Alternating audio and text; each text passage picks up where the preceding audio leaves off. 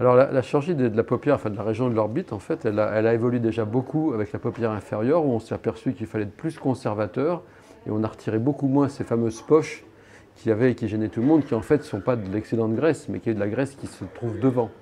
Donc on a réfléchi à comment améliorer l'esthétique de la paupière inférieure, et en fait on a gardé cette graisse, parfois on l'a déplacée, et on a parfois pu aussi combler le cerne qui se trouve sous cette paupière inférieure, sous cette poche. Donc ça c'était la chirurgie de la paupière inférieure qui a évolué beaucoup il y a quelques années. Et actuellement, je crois que le point qui est le plus intéressant, c'est de voir qu'aussi pour la paupière supérieure, eh ben, c'est la même question qu'on s'est posée. Parce qu'en fait, l'orbite, avec le vieillissement, se creuse. Et les gens qui ont l'air malades ou qui donnent cette impression fatiguée ont souvent une région de l'orbite qui se creuse. Et la paupière supérieure se creuse.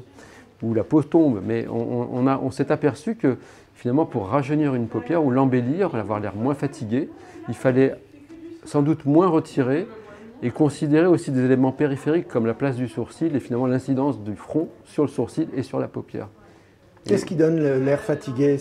Alors ce qui donne l'air fatigué, c'est ça qui est très intéressant parce qu'en fait la majorité des patients qui viennent voir un chirurgien plasticien ne disent pas qu'ils veulent rajeunir. La majorité des patients nous disent qu'ils en ont assez qu'on leur dise, ou d'ailleurs qu'ils se voient le matin en disant qu'ils ont l'air fatigués alors qu'ils ont passé une très bonne nuit. Donc en fait ils viennent à 80% pour avoir l'air moins fatigués. Et comment on fait pour avoir l'air moins fatigué pour une paupière? Eh bien, on traite des poches, qui sont en fait un signe de fatigue, puisque le muscle tient moins bien la graisse de la paupière inférieure. Et pour la paupière supérieure, on évite de creuser l'œil. Parce que les yeux creusés sont des yeux de personnes malades ou fatiguées. Donc l'erreur qu'on a faite il y a quelques dizaines d'années, et certains peut-être ne sont pas assez vigilants là-dessus, c'est de retirer trop de volume dans les paupières d'en bas, mais aussi d'en haut. Et il faut arrêter de creuser les yeux qui donnent un air fatigué. Donc on est très conservateur, voire même, maintenant, on met de la graisse dans la paupière supérieure, surtout dans le coin interne, où là ça se creuse pour des raisons anatomiques. Et il faut savoir également que l'os de l'orbite s'élargit. En fait, la cavité orbitaire osseuse s'agrandit quand on vieillit. Ce qui fait qu'en fait, il y a un rapport entre le contenant et le contenu qui est défavorable et qui est dans le sens où on a l'impression que ça se creuse. Donc retirer dans les paupières, ce n'est pas une bonne idée. On peut retirer un peu de peau, parce que la peau se détend, mais il ne faut pas retirer trop de peau. Et il faut considérer la place du sourcil, pour ne pas retirer trop de peau.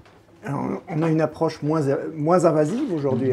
Plus conservatrice, ça c'est clair. Additive, je dirais même, puisque, comme je vous ai dit, on peut rajouter un peu de graisse, de petites micro-graisses graisseuses autologues, c'est-à-dire de prélever chez les personnes elles-mêmes, qu'on réinjecte surtout dans la partie haute pour décreuser la paupière quand elle se creuse. Et on retire moins de peau. Pourquoi? Parce que comme je vous ai expliqué, on regarde où le sourcil va, parce que le sourcil il descend aussi tout doucement. Et c'est très intéressant de voir la forme du sourcil dans le vieillissement. Le sourcil, il y a deux choses intéressantes, il y a sa forme et sa place. Sa place, ça peut être une séquelle du vieillissement, mais ça peut être aussi naturel, il y a des gens qui ont des sourcils bas. La forme, c'est l'émotion. La forme du sourcil donne l'émotion. Dans les emojis, on voit bien qu'il suffit de deux yeux et une bouche, quoi. Voilà, donc c'est important de regarder la paupière supérieure. Et ben justement, la partie haute, c'est la partie par excellence esthétique.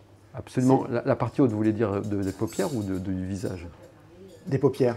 Partie haute, c'est une partie esthétique, oui. C'est-à-dire qu'en fait, le bon résultat de la paupière supérieure, c'est un résultat qui est vraiment l'excellence de l'esthétique. Ça paraît une chirurgie simple, puisqu'en fait, on se dit qu'il suffit juste de retirer de la peau.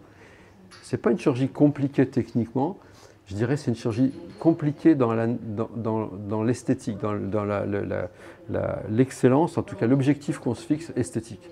Et les patients nous font confiance. Ils viennent pour qu'on leur retire de la peau le plus souvent, mais en fait, dès qu'on leur explique que vous savez, vous avez de la peau en trop, mais vous avez un sourcil qui tombe, vous avez de la peau aussi à l'extérieur, et ça c'est important, parce que si on prend en considération cette peau extérieure ici, on ne va pas avoir un joli résultat.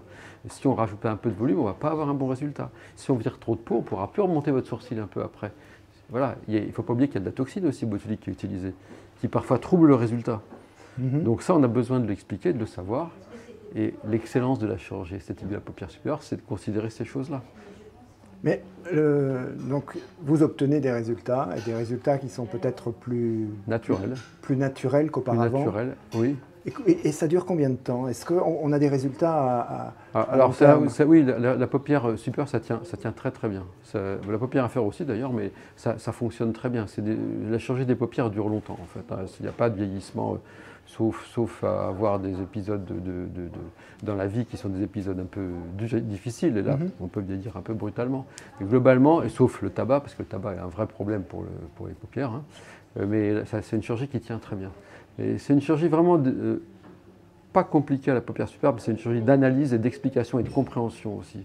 Et quand on regarde nos résultats qu'on avait, nous, il y a 10 ans ou il y a 15 ans, lorsqu'on faisait de classique, bah, parfois on n'est pas très heureux de nos résultats. On se dit, mais non, là il y a un problème, il y a un creux qu'on ne veut pas, quoi.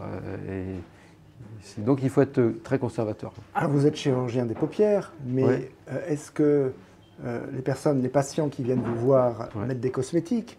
Est-ce que vous, en tant que chirurgien, vous estimez que les cosmétiques peuvent retarder ces effets de l'âge? Les cosmétiques retardent, c'est sûr, parce que l'hydratation, puis aussi de la prévention, hein. Je parlais du tabac. Le tabac, c'est extrêmement mauvais pour les paupières, parce que la fumée, elle monte directement sur la paupière, il y a des clignements, donc c'est l'activité musculaire permanente, donc c'est des rides d'expression, de plus en plus nombreuses sur la patte de doigt. Et puis c'est aussi une peau qui est plus sébacée, plus lourde, et qui finalement, on voit bien chez les fumeurs que les paupières sont beaucoup plus laxes. Donc les cosmétiques de la même façon, c'est important parce qu'il y a une hydratation de la peau, il y a une souplesse, il faut préserver cette élasticité qui est belle, hein. On a des patients qui ont une peau mal hydratée, pas très élastique, et il faut être très précautionneux à partir de l'appareil. C'est plus vrai pour la paupière inférieure, parce que c'est une peau qui n'est pas élastique, et si on retire 1 mm de trop, on a une petite déformation et qu'on peut corriger, mais il faut être très attentif à ça. Cosmétiques sur la partie supérieure? Alors, cosmétiques sur la partie supérieure, oui, mais de toute façon, cosmétiques sur tout le visage. Hein. Quel type de cosmétique pour vous? Alors, comme je vous le disais, je pense que, sans doute le principe le plus important, c'est l'hydratation. Hein, c'est-à-dire vraiment de permettre à la peau d'être suffisamment souple. Après, on n'est pas non plus peut-être les personnes les plus à même de conseiller le meilleur cosmétique, mais nous, ce qui nous importe, c'est la prévention et l'hydratation. Et la protection solaire, ça fait partie de la prévention, mais la protection solaire qui est essentielle.